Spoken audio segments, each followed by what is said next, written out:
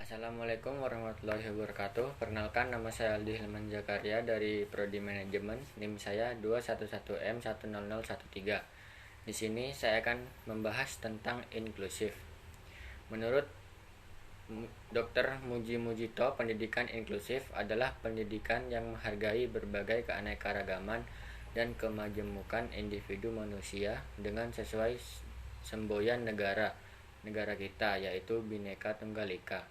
Selain itu, implementasi pendidikan inklusi yang dipayungi oleh Permendiknas harus diperkuat juga oleh peraturan daerah masing-masing, sehingga semua pihak yakni gubernur, bupati, dan wali kota bersama-sama mewujudkan pelayanan pendidikan anak berkebutuhan khusus dengan segala kondisinya, dengan menerima semua anak tanpa memandang kemampuan, kecacatan, gender, status HIV, dan kesehatannya, maupun latar belakang sosial ekonomi, etnik, agama, maupun bahasanya.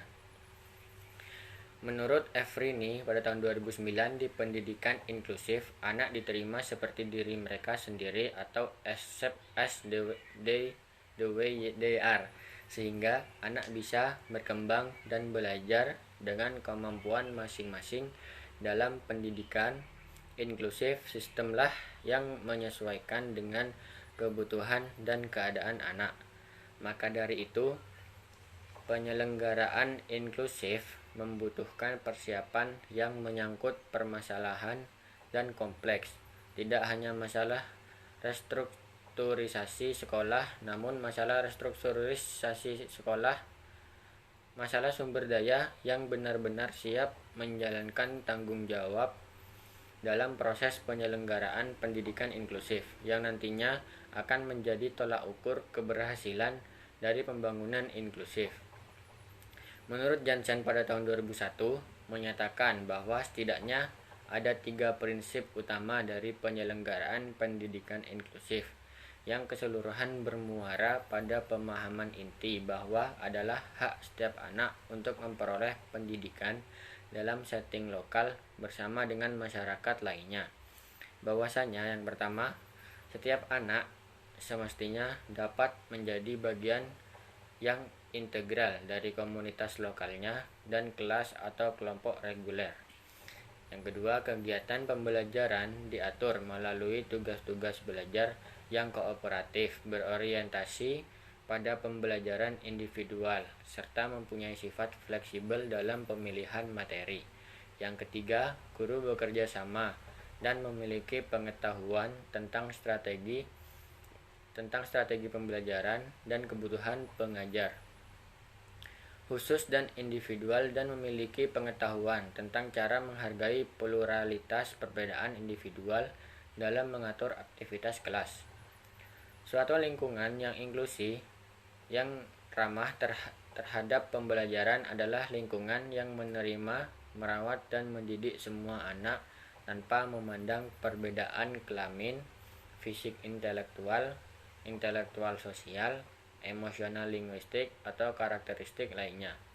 Mereka bisa saja anak-anak yang cacat atau berbakat, anak jalanan atau pekerja dari orang-orang desa, atau nomadik, anak dari minoritas budayanya atau etnisnya. Linguistiknya anak-anak yang terjangkit HIV dan AIDS, atau anak-anak dari area atau kelompok yang lemah dan termarginalisasi lainnya.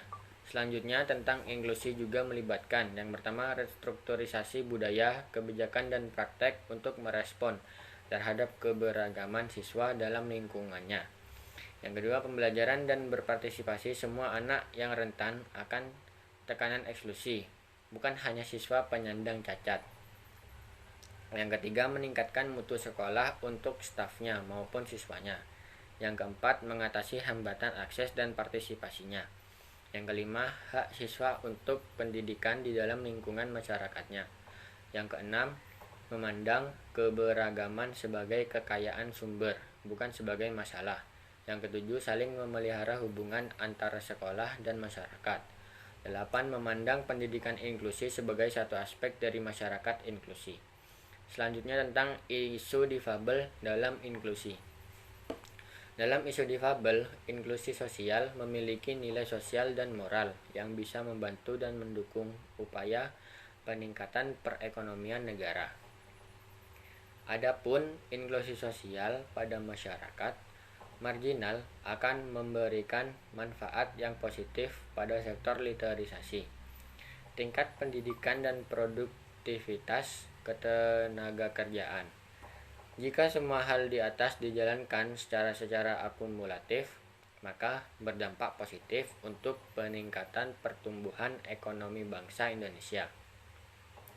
Selanjutnya adalah dalam sektor aksesibilitas. Dalam isu difabel, inklusi sosial memiliki nilai sosial dan moral yang bisa membantu dan mendukung upaya peningkatan perekonomian negara.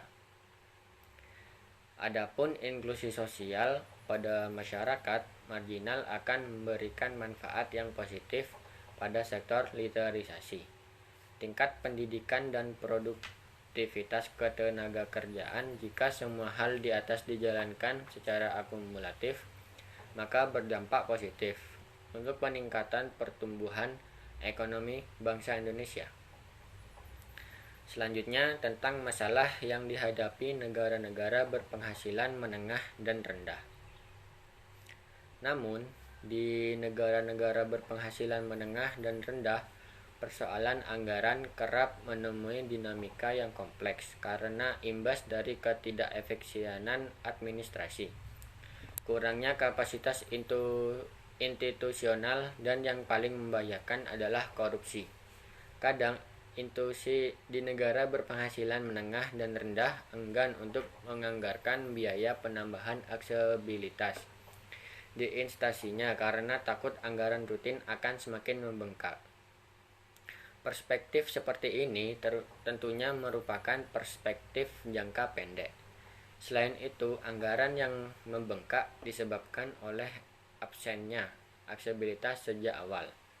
Selalu ada anggaran tambahan yang besar ketika melakukan renovasi untuk membangun institusi yang tidak aksesibel.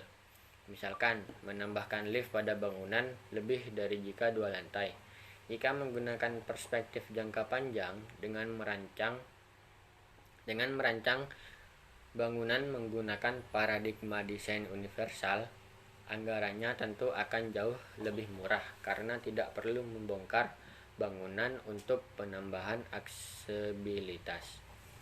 Sekilas hanya contoh bagaimana eksklusi sosial dalam sektor aksesibilitas saja malah semakin membuat anggaran negara terbebani. Secara umum di negara berkembang seperti Indonesia, prinsip pengarusutamaan difabel dalam sektor pembangunan sudah mulai berjalan, meski tidak bisa dibilang signifikan. Difabel di negara berkembang sangat rentan sekali masuk dalam jeratan kemiskinan karena eksklusi sosial. Inklusi sosial dalam berbagai sektor menjadi jawaban ketika kerentanan antara difabel dan kemiskinan menjadi sangat dekat. Inklusi sosial mempunyai potensi besar meningkatkan taraf penghidupan difabel yang sebagian besar tereksklusi dari kegiatan ekonomi produktif dan akan berimbas pada pertumbuhan ekonomi negara. Selanjutnya tentang ketertarikan pembangunan inklusif dengan pendidikan. Selama ini istilah inklusi diartikan dengan mengikutsertakan anak berkebutuhan khusus di kelas umum dengan anak-anak lainnya. Tetapi sebenarnya inklusi merupakan sebuah perubahan praktis dalam dunia pendidikan yang memberi peluang anak dengan latar belakang dan kemampuan berbeda untuk bisa berhasil dalam pembelajaran. Hal ini menjadi tanggung jawab seluruh anggota masyarakat sekolah, seperti kepala sekolah, guru, administrator, orang tua, dan semua anak, untuk mengupayakan bantuan dalam menjaring dan memberikan layanan pendidikan pada semua anak berkebutuhan khusus yang ada di masyarakat.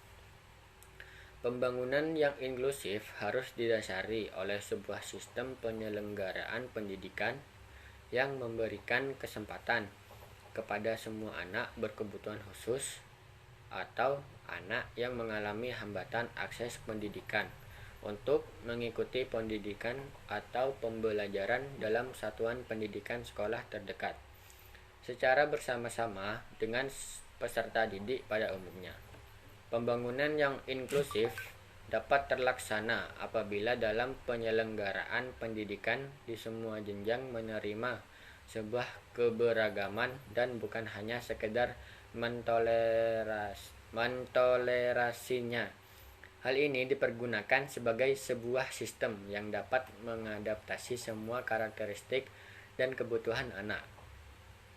Anak belajar sesuai dengan kecepatannya masing-masing dan menurut kemampuannya masing-masing untuk mencapai perkembangan akademik, sosial, emosi, dan fisiknya secara optimal.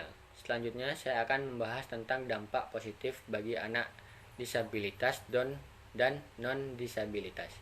Dampak positif bagi anak disabilitas meningkatkan kesempatan untuk belajar karena mereka dapat berinteraksi dengan anak lainnya. Memperbaiki pembelajaran, mereka juga mendorong berpartisipasi mereka dalam keluarga dan kehidupan masyarakat. Dampak positif bagi non-disabilitas. Setiap individu belajar untuk menghargai dan menghormati kemampuan masing-masing, apapun keadaannya. Juga belajar untuk sabar, toleransi, dan pengertian. Mereka menyadari apa yang telah kita ketahui, bahwa setiap orang itu spesial dan bagian dari kehormatan untuk merangkul keberagaman serta menyambut perbedaan ini. Dengan penuh rasa syukur, sekian dulu dari saya, kurang lebihnya mohon maaf. Assalamualaikum warahmatullahi wabarakatuh.